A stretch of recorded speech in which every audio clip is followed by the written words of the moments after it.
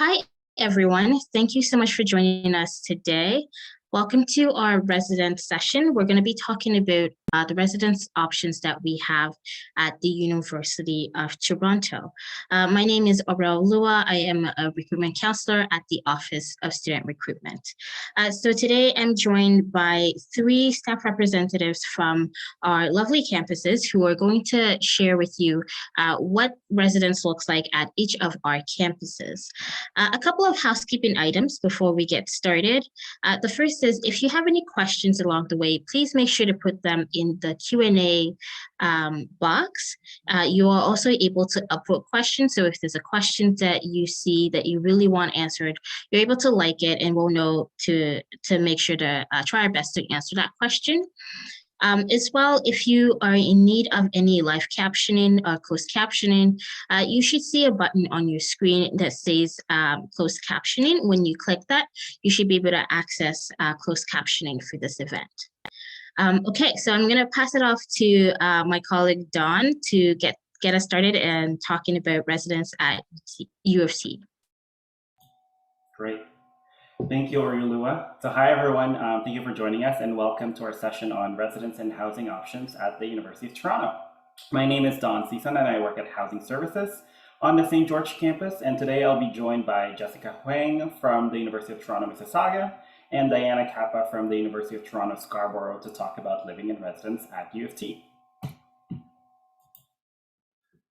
So here at U of T, we have our residence guarantee for first-year applicants. This means that residence is guaranteed for all new full-time students entering their first year of university in an undergraduate program for the first time, provided that you indicate interest in residence by completing the university's residence guarantee application by March 31st, and that you have received and accepted an offer of admission from the university by June 1st.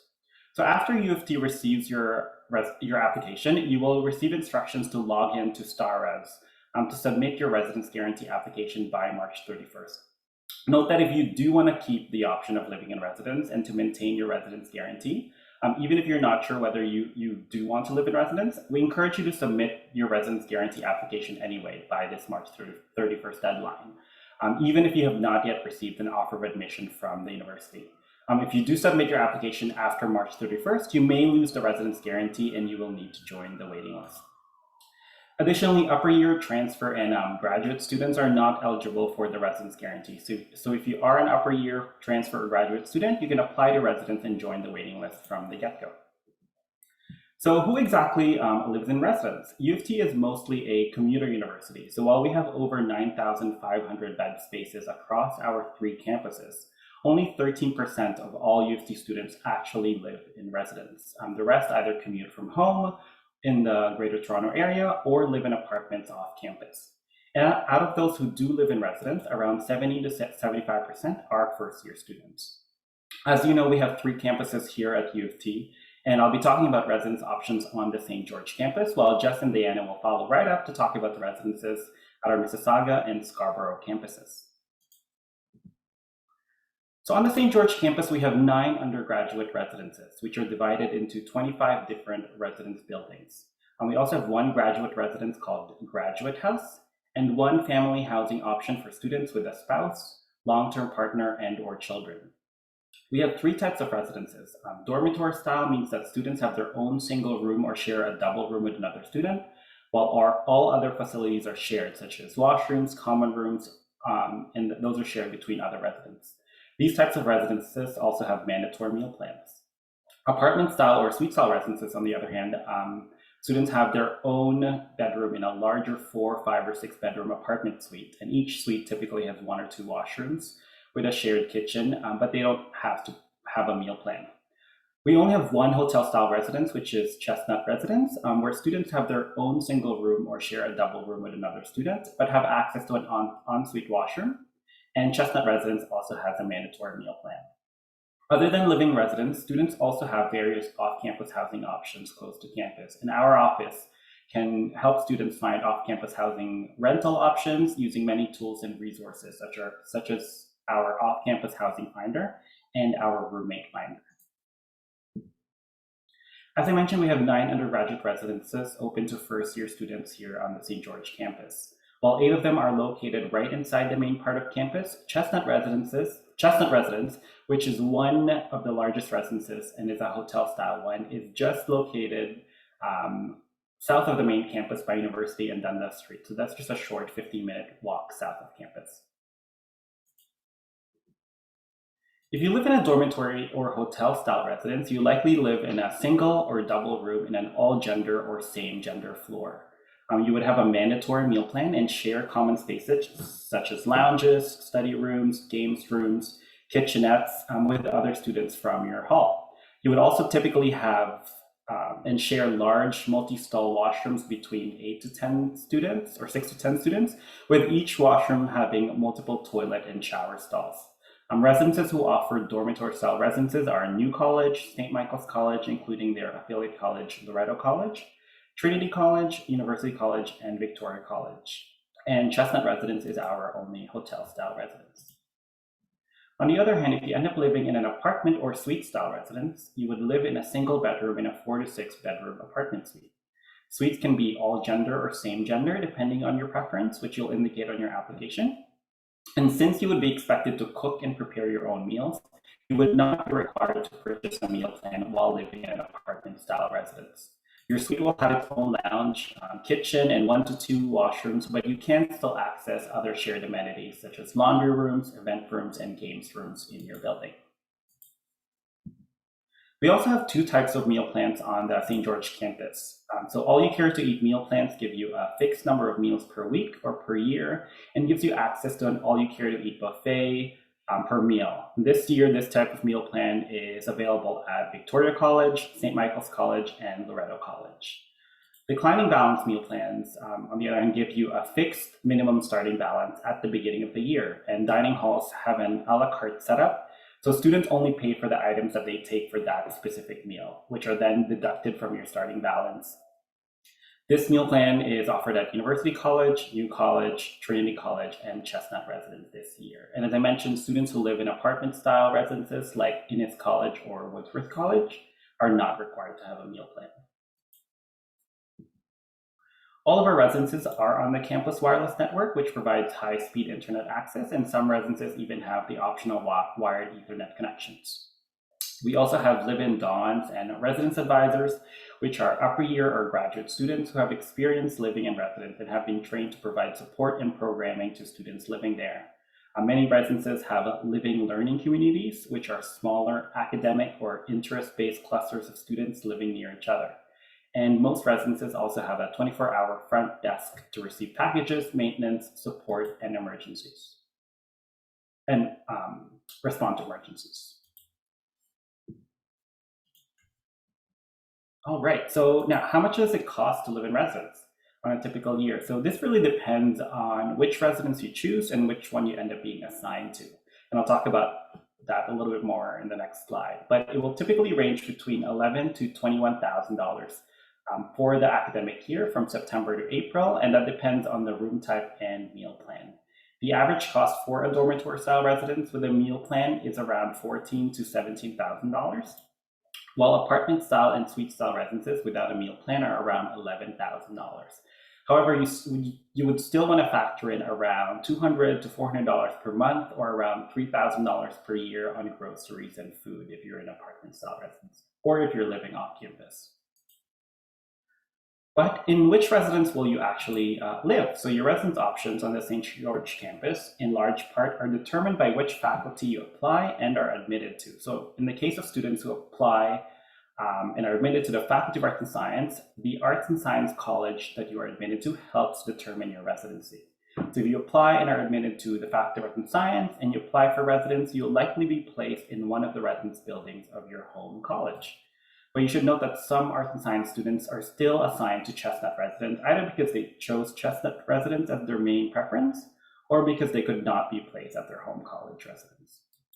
On the other hand, most students admitted to the first entry professional faculties, such as engineering, kinesiology, and physical education, and architecture, can be expected to be placed at Chestnut Residence. And many music students are placed at Victoria College, which is right beside the music faculty buildings there. Other college-based residences do admit some professional faculty students, as you see here, but the amount really varies from year to year depending on their demand and occupancy, and heavily relies on the college's own arts and science enrollment. And you should note here that Woodsworth College does not admit any professional faculty students to their residence. So if you are applying to one of these professional faculties, Woodsworth College would not be one of your options. And now I'm going to pass it off to Jess to talk about residence options at our Mississauga campus. Hello, everyone. Thank you so much. Hello, my name is Jess. I am the communications coordinator here at Student Housing and Residence Life at UTM. Today, I'm going to talk about what UTM residence has to offer, some of the things that might differ a little bit between UTM and St. George. So to start us off, UTM is in Mississauga. There is lots of green space around here. I am going to go through the different styles that you can expect if you are applying to residence. But for start, all of our residences do have same gender and mixed gender housing options. You are able to select which one you would prefer, and we will honor that preference in your application. So for those of you who might not know the terms, same gender housing means that in your application, you'll select you want same gender male, same gender female. And that means you will be placed in a housing option with people of the same gender. Mixed gender housing just means that we might have a mixture of them. So there might be males, females, or other students who identify as others. So we do also have campus wireless internet or Ethernet available in all of our spaces. Just like St. George, they're all available all around campus and all around residence. And it is not an additional cost. So you don't have to pay for internet when you come to residence. It's pretty much already included. We do require that all students living in residence to have a meal plan, regardless of the style that you have. So even though you might be selected to live in a style that has a kitchen or has access to a kitchen, we do require all students to have a meal plan. There are different sizes of meal plans depending on your appetite, how often you go home, or how often you like to cook on your own. So you can select the size that you want, but it is required for all students living here. We also have 24/7 support from Residence Life staff, whether that is our front desk staff who are available during the day to answer any questions or respond to anything that might happen during the day. We also have Dawn on Duty, which is just after hours support for students in case of emergencies. So there's always 24/7 support if you need it. We do have resident services programming. We have lots of many different ways that you can get involved at UTM. And also many events that we have. Last night, we had our annual Spooktacular event, which was really exciting. We had a haunted house, pumpkin carving and such. So we do host lots of events for you to get to know people, but also have fun here. And then one thing to note is we do have some styles with shared bedrooms. So that means that you would be sharing your bedroom with someone else. So now I'll kind of go through the different residence styles. One thing to note is any of the prices that are here on these slides are for the 2021-2022 year. So they are subject to change for the upcoming year, but this is just to kind of give you an idea of how much it should cost. So this is our traditional style Oscar Peterson Hall. As you can see, there are 2 bedrooms connected by a bathroom, and you do share that bathroom with the person who is on the other side. The bedroom comes with all the furniture that you see in the layout. So bed, desk chair, a lounge chair, and a dresser. The building is co-ed, and that just means that, for example, if you pick same gender housing, bedroom A and bedroom B will have same gender, but just keep in mind that people like the people across from you or your neighbors who you don't share a bathroom with may be of different genders. So the building is co-ed. And we do have on-floor laundry facilities, common rooms, kitchenettes, and vending machines for students to use. In OPH, there isn't a kitchen that is available to you right in your own space, but we do have a 6th floor kitchen that is common to the entire building. And then this style of housing also has wheelchair accessible and barrier-free units if you need that. So the next style that I'm going to talk about is our townhouse style. So this is specifically McLuhan and Schreiberwood. Again, the price is listed there. Again, townhouse communities are co-ed as well. So if you select same gender or mixed gender, we'll honor that for the house. But just keep in mind the people who live across from you or the house next door might be of a different gender. Laundry facilities and common room lounges are located in townhouse styles as well. We have like common townhouses that people can use. There's 4 bedrooms and 1 bathroom in this style. And it's very similar to a traditional house. So the top floor has 4 bedrooms and a bathroom, and the bottom floor or the ground floor has a kitchen, a living room, and some storage units for you to use. The bedroom comes equipped with the same furniture, bed, desk, chair, a lounge, a dresser. And you do have access to a full-size kitchen that has a fridge, a stove, and a fridge and a stove. Yep. So any other smaller appliances you might need to bring yourself. And of course, the living room is also equipped with some chairs, a dining table, and things like that. So the next style of housing is the premium townhouse, single and double. Sorry about that. So this is in our McGrath Valley. So as you can see in this layout, there is 1 bedroom that's a single and 1 bedroom that's a double. This is just to illustrate. Some units in McGrath have 2 singles, or some will have a single and a double. So in this style of housing, it is a 1-floor apartment style. We call it a duplex. So you will have the bottom floor will be 1 unit and the top floor will be another unit, but they do not connect. So they'll be separate. Again, laundry, common lounges are available. And here there'll be 2 bedrooms and 1 bathroom. So you will either share with 1 other person or 2 other people, depending on whether bedroom B is a double unit or not. Again, it comes furnished with everything that you see here in this layout. The next one is Arundel Hall, and this is our double suite style. So as you can see, all the bedrooms have or will have 2 beds in it, and those are lofted beds. So that just means that it's a bunk bed and underneath has a desk. Again, it has a desk, a chair, and a dresser available to you. We give all students the same type of furniture. These units are apartment style, so it does come with a kitchen and a living room, and there are, again, laundry facilities and common lounges in the building. So those are all available.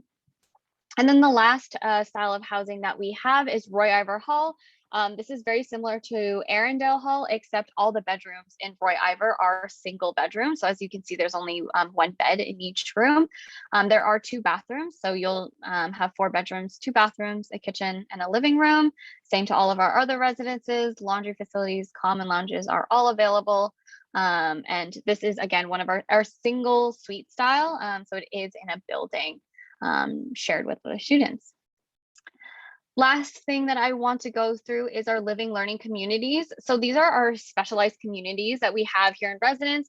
So of course, when you come here, we're going to set you up with a Dawn and a PAL. And those are just student leaders who are here to help you with your transition into university. However, we do have living learning communities, which are a bit different. So our living learning communities, as you see on the slide, there are 7 different types. So there's the biology, the communication, culture, information, and technology, the computer science, foundations, leaders for an environmentally aware future, life science, and global. So all of these LLCs are associated to a course. So you will be required to be taking a certain type of course here in residence. And the idea of an LLC is that you live and take a course with the people living in your area. So for example, if you are in the CCIT LLC, I believe you're taking CCT 109 and 110. So you'll be enrolled in a class and the same tutorial as your students. There's lots of opportunities for you to also meet professors, get involved more academically in residence, have more peer facilitated study groups, opportunities to engage with faculty, and just a little more programming is available to them. So if this is something you're interested in, again, those are the 7 communities that we have available, but just keep in mind that you are required to take a course with them. So if that course is not something you're interested in, just keep that in mind.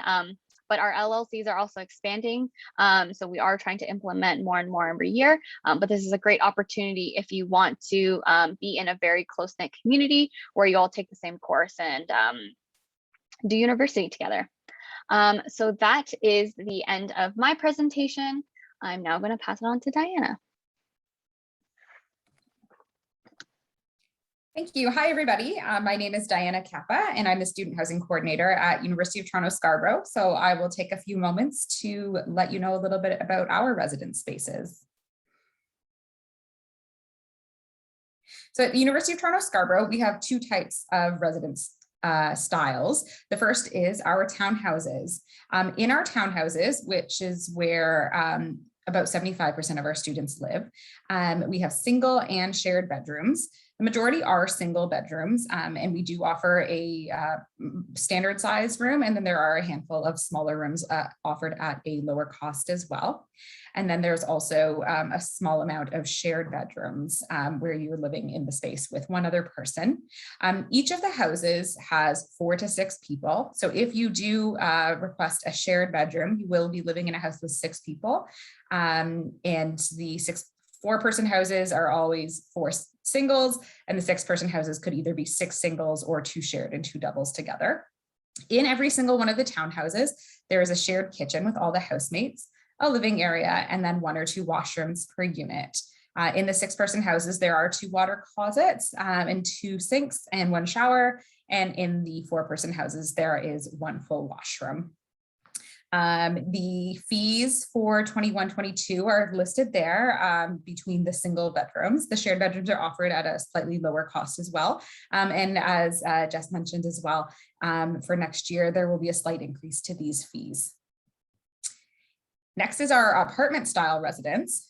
This is Joan Foley Hall. And in Joan Foley Hall, we also have single and shared bedrooms. The space is the same. There's 150 square feet per room, and the shared bedrooms are again offered at a lower rate than the single bedrooms. So there are 4 to 6-person suites again in Joan Foley Hall, depending on how many shared bedrooms are in the unit. But each unit does have a full kitchen, living area, and 2 full washrooms per unit. And again, there's the fees that are listed there. All spaces come fully furnished and have the campus Wi-Fi throughout as well, similar to, as DJ and Jess said, for the other campuses.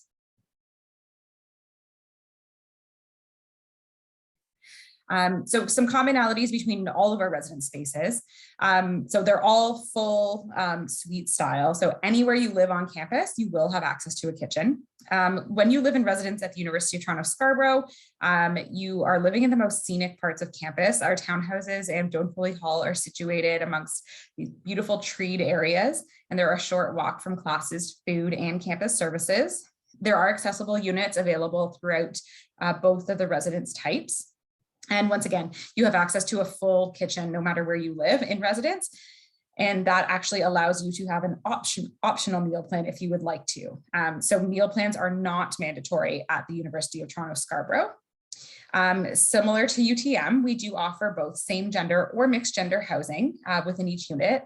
And then there's an additional option if students are interested in living in LGBTQ+ housing that they can add as a preference as well. And similar to at UTM, so it doesn't mean that the whole building is same gender or mixed gender. It just means that within your own unit, you can select whether you want to live with people of the same gender or of any other gender. There's on-site laundry and everywhere in residence as well. So in the townhouses, we have 3 laundry rooms that you would have access to. And in Joan Foley Hall, you would have access to a laundry room on your floor as well as common lounges. And we also have a residence center building. So in the top left corner there's a picture of our residence center, and that's where we hold most of our residence events. I'd already mentioned that we have campus wireless throughout, and in select spaces in residence, there's also Ethernet connection, but it's not guaranteed. So if a student has a very specific request to have an Ethernet connection, they can put that in their residence application, and we will try to assign them appropriately. We also have a full staff team of live-in resident staff who are here to support you 24/7, here to help program events so you have an opportunity to meet other students and transition to university, as well as get support for anything that you might need after hours. And if you want to see videos of our spaces, we have those available on our website. So I would encourage you to take a look.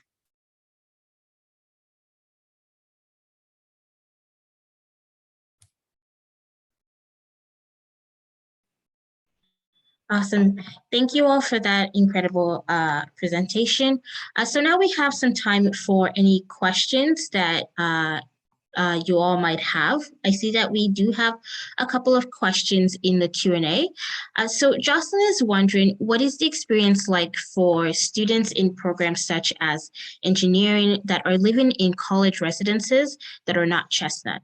So Don, I'll direct that question to you.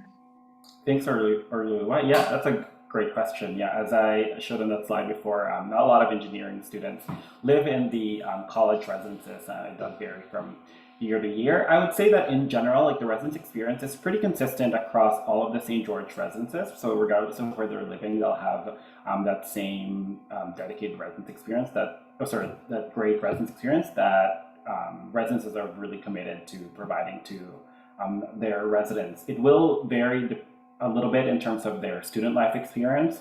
Specifically for something like orientation, engineering students would typically spend that first week with their own faculty, so with other engineering students. So they might not be having that orientation experience with the students that they'll be living with for the rest of the year. And of course, that can have some impact in terms of like the friends they're meeting that first week would be like an engineering who might not be living at their own residence. And then after that first week, all of the residences treat their students equally. So they don't differentiate arts and science versus music versus engineering students. So all of those students have access and have the same experience. It will be, I would say that like Chestnut Residence does have engineering specific residence life programming. So they have like an engineering res life coordinator that specifically creates programming for engineering students. So there is that added benefit of living at Chestnut Residence. Thank you. EJ is wondering, is there financial aid possible for residents? For this question, we do have different scholarships that are available for students to use, and depending on the scholarship, you can use it for residents if you would like, but it would really depend on the scholarship and financial aid that you apply to, and that if it has like some of them sometimes have stipulations that you can only use this for tuitions, that sort of thing, but if it doesn't, that's something that you can definitely use towards your residence. Arjun is wondering, are we only allowed to request residence if we are sure that we want to go to U of T, or can we still request it if it's one of our top choices? I'll direct this to Diana. Yes, so actually, and DJ pipe in too, or if you want to as well, but yes, if you have any interest at all in coming to U of T, make sure that you do log in. Once you've applied to the university, make sure that you do log into our StarRes portal and submit an application for residence by March 31st to indicate to us that you're interested in coming. So even if we're one of your top choices, but you haven't accepted an offer to the University of Toronto yet, it's very important that you apply by March 31st to let us know you're interested, so that in the case that you do receive and accept an offer to the university, we are able to hold a space for you and make that offer. Thank you. Jessica, I have a student here wondering, for UTM housing, is the meal plan fee separate to the fees for housing? Thank you. Yes, that's a great question. So meal plan fees, or the fees that you saw on the slides earlier, did not include meal plans, so those are separate. Meal plans can typically range from about $2,000 to $4,000 extra, but you can see the prices all online as well. Thank you. Diana, Sakar is wondering, what is LGBT housing? Yeah, absolutely. So we do offer same gender and mixed gender housing, but we also offer an additional option for students who identify within the lesbian, gay, bi, trans, or two-spirited community, or people who identify as allies of that community. So if you're specifically interested in being placed with students similarly, we can take that into consideration. It's not a guarantee, but we can try, if you let us know if that interests you, that we can try to place you with students who have indicated that preference similarly as well. Thank you. We don't have any more questions from the Q&A, but I do have a couple questions that I was hoping to pose. So the first is, are students allowed to live in residence after the first year? And are those spots competitive to get? John? Yeah, that's a great question. So students can live in residence after their first year. For the St. George campus, the eligibility does vary from college to college, so from residence to residence, but each residence usually has what they call an upper year or returner residence application that would start typically in February or March. While you're living in residence, you can reapply to live in residence that second year. In terms of how competitive it is, there is a bit of competition because we do have the residence guarantee. So residences want to ensure that they have enough spaces for first year students the upcoming year. So typically there would be around, it varies from like 15 to 20% of the spaces in the residence would be reserved for upper year students. So not everyone would be either invited back or would receive a residence offer for their second year. Some residences, the criteria sometimes depends on how engaged you are while you're living in residence, and that's really to encourage you to make the most out of your residence experience. So during your first year, make sure you're attending those like residence events or any of those opportunities to like engage with the residents or with the college, and that can sometimes earn you points so that you're invited back the following year. And other residences, they use it depending on the DON, so the residence advisors that you interact with during the year, they help supplement your application, and that helps decide whether you're invited back to residence the following year. But you can live in residence after your first year, so it is an option, but it's not guaranteed. And before I pass it off to Jess and Diana to talk about their upper year returner, I do want to say that as I mentioned, a lot of students do decide to move off campus or move back home, and our office at Housing Services can help with that. We have a lot of e-learning modules that'll help you find your first apartment, as well as an off-campus housing finder that has a list of registries that our office has vetted. So these are landlords who are listing with the university who specifically want to have students living in their apartments, and also our roommate finder. So if you're don't know who you would want to live in an apartment with, we have a roommate finder, which is kind of like a dating app, but just finding your roommate for the next year. So I'll pass it off to Jess and Diana to talk about their upper year and returner application. Sure, I can go next. So very similar to St. George, we do have a more limited space in terms of upper year. So it is not guaranteed.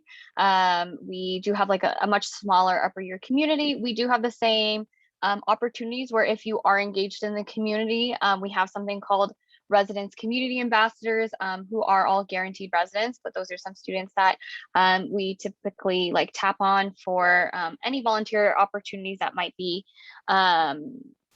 we might need volunteers for. But yes, it's not guaranteed. First year is we'll have the guarantee as long as you abide by those deadlines.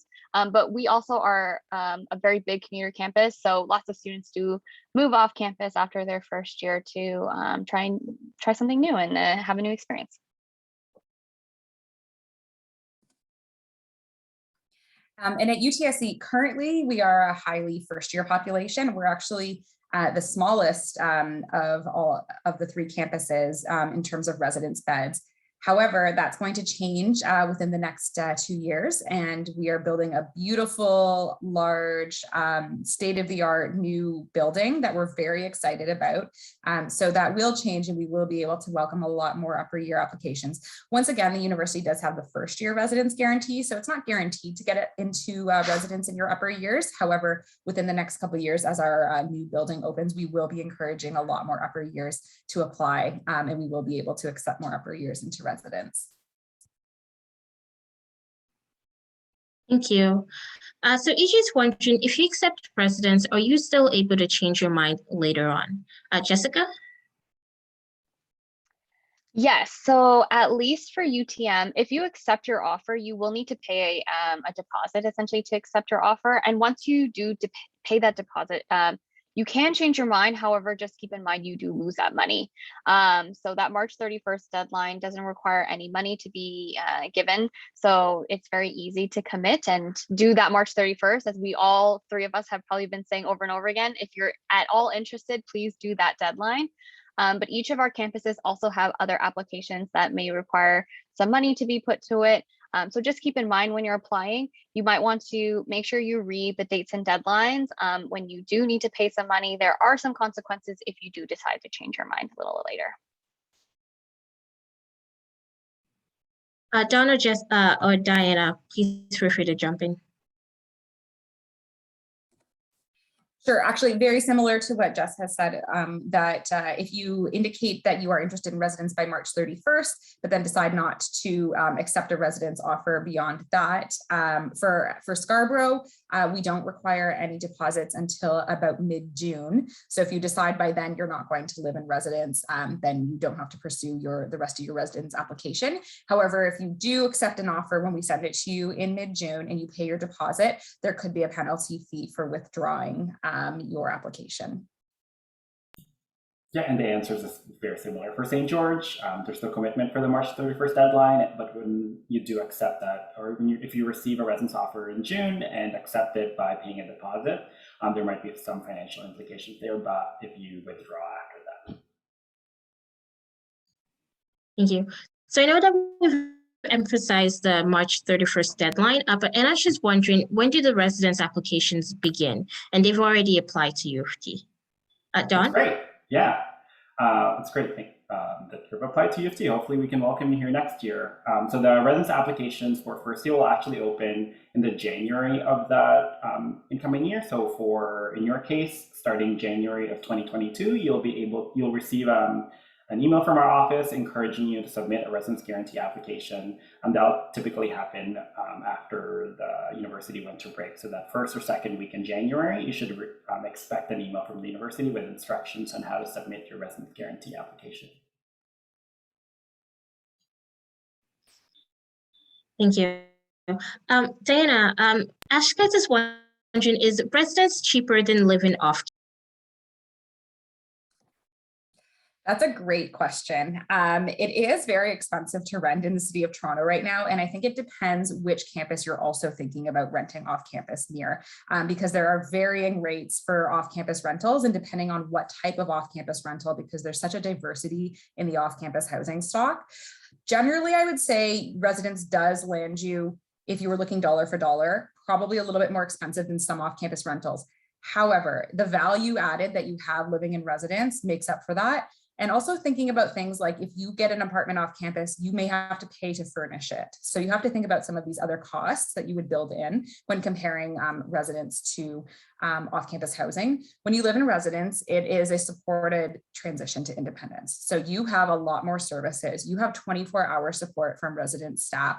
If you have a facilities issue, we all have very responsive facilities teams who are here to fix a problem for you, which you may not always find with an off-campus landlord. I do off-campus advising as well, and that's one of the number one problems that I see. Some students have wonderful experiences living off campus, but on campus we have a very high duty of care, and we are very responsive to you. So typically, yes, short answer, dollar for dollar. You might be spending a little bit more in residence, but there's a lot of value and support added as well.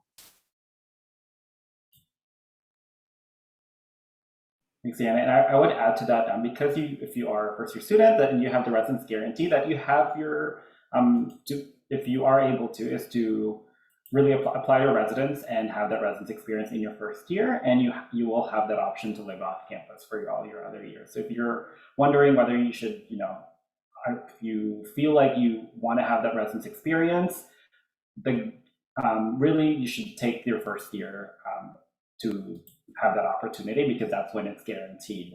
If you decide to live off campus in your first year and then apply to residence, let's say for your second, third, or fourth year, because you find that like, oh, I want it to be an easier commute to campus or something, it won't be guaranteed. So the chances of you being able to live in residence in your upper years might not come to fruition. So yeah, I would highly encourage you to apply to residence if you're able to. but there are lots of off-campus housing options. I think to add as well, I know we're all basically plugging residence here. It's pretty much what we do. But when I came to Canada, I was an international student, and living in residence was just very convenient because coming to university for anyone in this entire world is very different from living at home with your parents, or that academic experience is very different from high school. So you have that. And then on top, if you're an international student, you're coming to Canada for the first time, you're trying to navigate everything. Living in residence, again, all those supports are really helpful. So if you feel homesick, you have someone you can talk to. If you don't know how to make a friend, there are programs that are specifically made so that you can make friends. And like DJ has said, it's great to do it in your first year because it's guaranteed, and you can get that experience. And then of course, if you do feel like you want to try something new or live off campus, that is always available to you for your second, third, and fourth year. Thank you. So we've got another question, and EJ is wondering, are the 7 services that you mentioned that you get by living in residence available for those who don't live on residence? We can start with Jessica. Yeah, I can speak to UTM at least. So of course, living on campus is very much a different experience in terms of support. So of course, we're here for students if they're struggling academically, if they feel like they aren't making friends, or if, like Diana said, if there's a facilities issue that they have, if they have a question, we have lots of supports that are available for them. I will say, if you live off campus, you're not alone too. There are tons of programs that each university offers. At least at UTM, we do have academic supports for off-campus students. There are ways for you to get involved as someone who doesn't live on campus, and for you to meet friends and attend frosh and all those things. So yes, in a certain sense, obviously living in residence is very different. So the supports we provide for our students are catered for the fact that they live on campus and are living in proximity to us. But the way that I normally put it for students is that if you live off campus, there are supports. They just may look a little different because they're catered for students who live off campus, who might have different experiences. And it might require a little more effort on your part to go look for them, as there are lots of different departments on campus that will host lots of different things. In residence, we host everything for ourselves, for our students. So it's easy for us to like let them know what's happening. As an off-campus student, you kind of have to use a little bit more of your own energy and dedication to try and find some things that you're interested in, and maybe connect with other people about those things. Thank you. So do the residences have a roommate matching system? Just so for those who might be worried about being placed with someone who might not be compatible, is there a way to request have a roommate matching system? I can start with that question. So yes, in our residence application, you will have the opportunity to fill out a little bit of a roommate survey where we ask you questions, lifestyle related questions, things like what time you go to bed, if you prefer to live in an environment where there's no alcohol consumed, these types of questions. There's a big caveat to this though, that I tell students that the best thing to do is to be open-minded and to be ready to come to residence to meet people with different perspectives and different lifestyles than yourself. Sometimes people's habits change when they get here. Maybe you go to bed early right now, but maybe you'll have late classes when you come to university, so you will stay up later. Perhaps you will be a little bit more social when you get here. So those are some things to keep in mind too. So it's definitely not a perfect matching system, but we do allow you to indicate to us your preferences, and then we'll do our best to try to match you. That's how we work it at Scarborough. Don? Oh, sorry. No, yeah, I could go. St. George, yeah, it really does vary from the college residences. So some of them do have like roommate matching options. Some of them, as Diana mentioned, you just get to fill out a roommate profile at the beginning of the year, and then either you're manually or the system allocates you based on like those profiles and the algorithms. The system that we use will match you with another roommate with a very similar profile, and you can agree or not agree like to be part of that roommate group if you're, let's say, living in apartments or suite style residence. So like the specifics of like roommate matching is varies from residence to residence, and we won't get into those details here. But yeah, as Diana mentioned, I would encourage you to stay open-minded in terms of like who you'll be living with. Our residences are wonderfully diverse, and the students that you meet there and roommate that you might match with might not be like the ideal roommate or the dream roommate that you might be envisioning right now.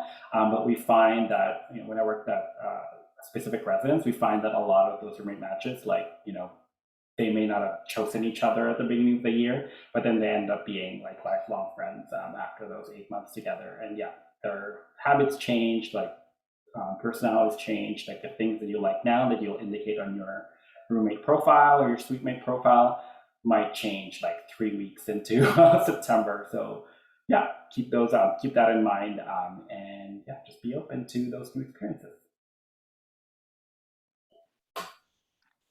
Yes, and for UTM, we don't have a roommate matching system. The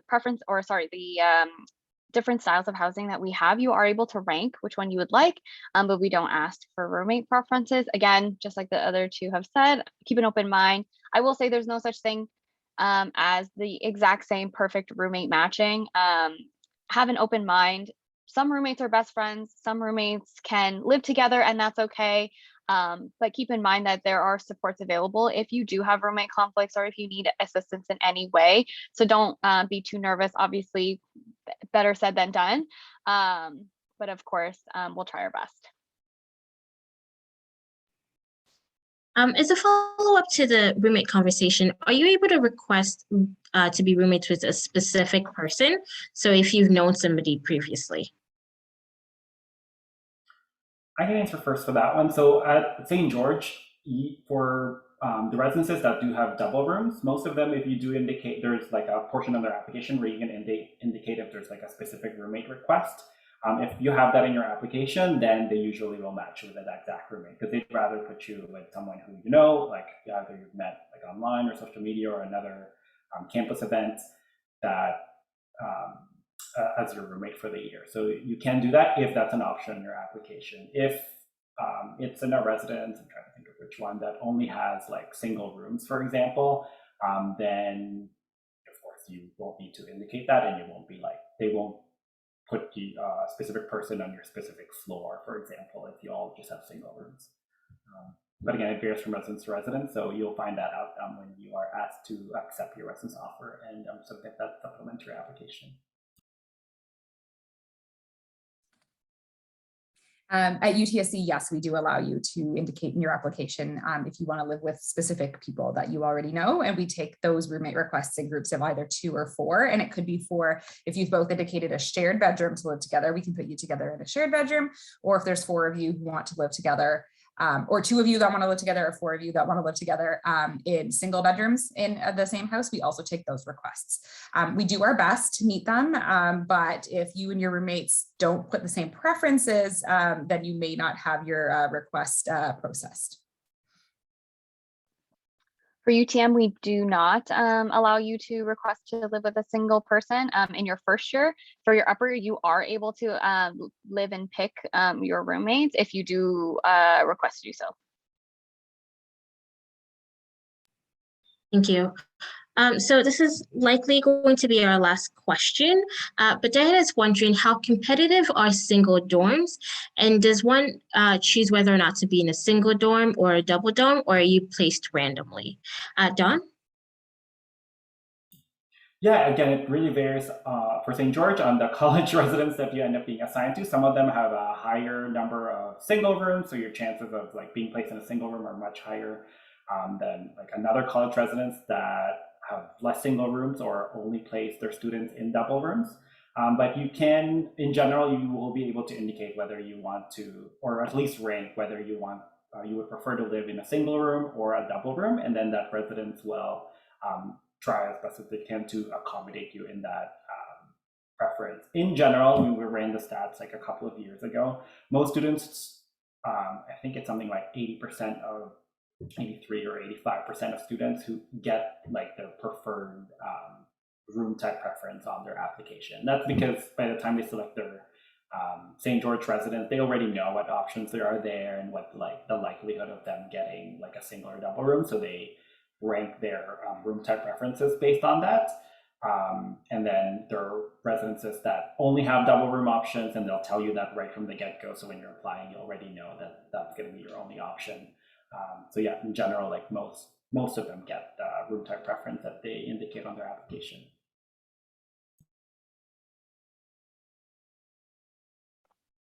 I can say for UTM, we do have mostly single rooms. We have like a very small community in McGrath, and then of course Arundel, which is our double room. So most students do get a single room. We try our best to give students at least their top 3 preferences is what we tell them most of the time. Of course, that doesn't always work out, but we try our best. So if you are ranking, I believe it's the 6 in total, we try our best to give you your top 3 when you come to UTM. And we're similar to that as well.